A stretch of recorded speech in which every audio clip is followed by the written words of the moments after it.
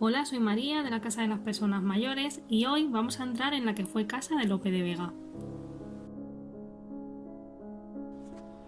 De poetas no digo, buen siglo es este. Muchos están en ciernes para el año que viene, pero ninguno hay tan malo como Cervantes, ni tan necio que alabe a Don Quijote. Es el párrafo de una carta que Lope de Vega envió a un amigo, cuando la guerra literaria y personal entre él y el alcalaíno ya había sido declarada y era notoria y pública. Paradojas del destino, hoy la Casa Museo Lope de Vega, la que fuera residencia del autor durante los últimos 25 años de su vida, se encuentra en la madrileña calle Cervantes, en el céntrico barrio de Las Letras. Mi casilla, mi quietud, mi huertecillo y estudio. Decía Lope de esta casa, que con estas palabras pecaba de falsa humildad, ya que el edificio que adquirió en 1610 era bastante destacado para la época. Abierto al público como Casa Museo Lope de Vega en 1935, el inmueble se declaró Monumento Histórico-Artístico ese mismo año. Construido en 1578, el poeta y dramaturgo lo compró 32 años después por 9.000 reales, cuando todavía vivía su segunda mujer, Juana de Guardo. Allí vivió Lope de Vega un cuarto de siglo hasta su muerte en 1635. Allí escribió algunos de sus textos más notables y allí sufrió alguna de sus mayores pérdidas. Entre esos muros murió su hijo Carlos Félix cuando solo tenía 7 años. La casa fue el hogar final de Juana, que falleció en ella al nacer Feliciana, la última hija legítima del autor. Y allí también terminó sus días, demente y ciega, Marta de Nevares, otro de sus grandes amores. Lope ocupó muchas horas de su vida en esta casa cuidando de los árboles y las flores de su jardín. El huerto era entretenimiento diario del poeta, que cada día a primera hora de la mañana, antes o después de la primera misa, paseaba por sus rincones mientras leía su breviario. Volvía él al atardecer, a reposar el trabajo de toda la jornada, cuando por fin, escritor incansable, dejaba la pluma sobre la mesa. Que mi jardín más breve que cometa tiene solo 2 árboles, 10 flores, 2 parras, un naranjo, una mosqueta. Aquí son 2 muchachos ruiseñores, y 2 calderos de agua forman fuente por 2 piedras o conchas de colores. En sus versos dejó constancia del aspecto del jardín y el huertecillo donde hubo siempre jaulas para pájaros. El amor que Lope mostró siempre por este rincón privilegiado de la casa se tuvo muy en cuenta a la hora de la restauración y sirvió también para animar a algunos donantes particulares a regalar árboles y flores para el jardín. El laurel que aún hoy florece allí fue un presente de los hermanos Álvarez Quintero, que se plantó con tierra negra enviada por Cecilio Rodríguez, a los que ya conocimos cuando hablamos del Retiro. Lo más conocido y más sobresaliente de la producción literaria de Lope nació en este aposento. La Dama Boba, El perro del hortelano, Fuentovejuna o la Dorotea se crearon en esta estancia. Es la pieza fundamental de la casa y la más amplia, aunque Lope la mencionara a veces como el aposentillo. Pinturas, candeleros, un brasero, mesas, sillas y sillones fraileros adornaban la habitación, además de buena parte de los libros que albergaba la residencia. Hay en ella una sólida mesa de madera, su mesa de trabajo, situada junto a la luz de la ventana. Sobre ella algunos libros y los objetos de escribanía. Además, hoy un retrato del poeta preside el estudio, donde destaca un severo sillón frailero de respaldo y asientos de cuero repujado. También se encuentra aquí el retrato de Sor Marcela. Aquí las mujeres recibían a las visitas o pasaban tiempo bordando y cosiendo.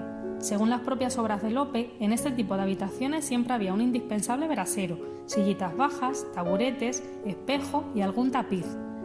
Las mujeres se sentaban a la manera morisca y las paredes estaban cubiertas con tapices para así acondicionar la temperatura. Antes de que Lope fuese sacerdote, ya había en la casa un oratorio, que se renovó cuando el poeta empezó, en 1614, a celebrar la misa diaria. En el inventario que el propio Lope hizo en 1626 de los objetos existentes en su residencia, Lope se refiere a 24 imágenes, el altar y la mesa con los objetos de culto. Se encuentran aquí imágenes de San Isidro y la adoración de los pastores.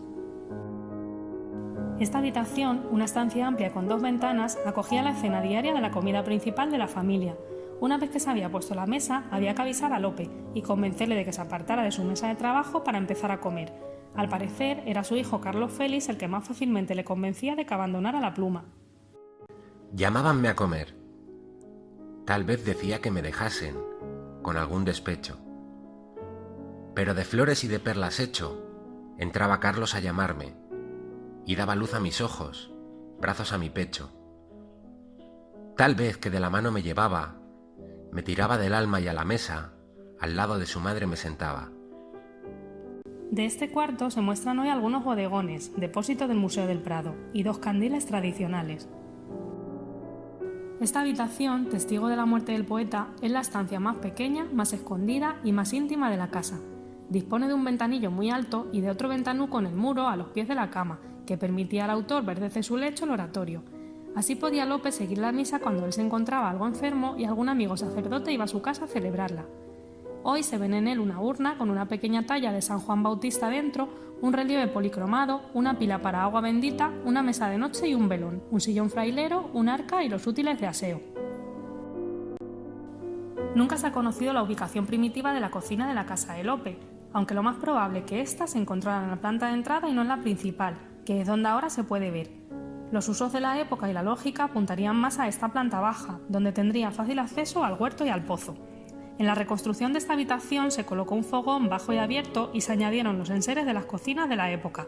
También se colocó un armario a la cena, un locero con platos del siglo XVII, una tinaja para el aceite y algún cacharro de cerámica popular. Feliciana, heredera universal de Lope, y Antonia Clara fueron las 2 hijas del poeta que más estuvieron con él.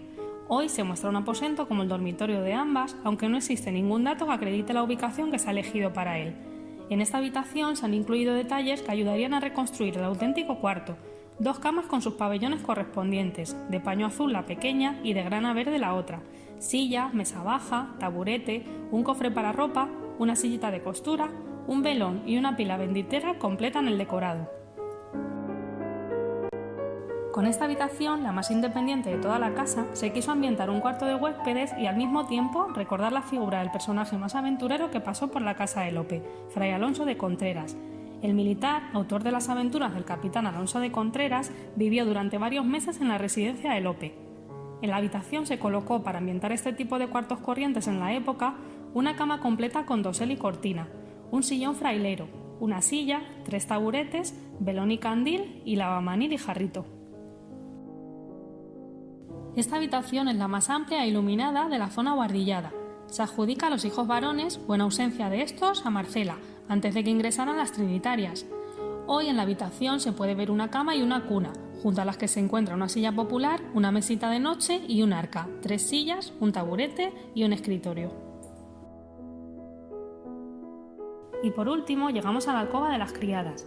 Se conoce el nombre de una de las últimas cocineras, Lorenza Sánchez, a quien apreciaba por sus guisos, aunque no tanto por sus postres, el de Catalina, a quien Lope llamaba la malhumorada, y el de Lucía Rodríguez. La alcoba está adornada con 2 catres sencillos, un candil, un grabado, 2 taburetes y una estera. La Casa Museo Lope de Vega, situada en el centro histórico de Madrid, hermosa Babilonia en que he nacido, como llamaba el poeta la ciudad, sirve no solo de homenaje merecido al grandísimo escritor y de estímulo al conocimiento de su figura y su obra, sino también como tentadora puerta de entrada al siglo de oro español y al interesante Madrid del siglo XVII, a sus viviendas, su sociedad, su historia, su religión y su cultura.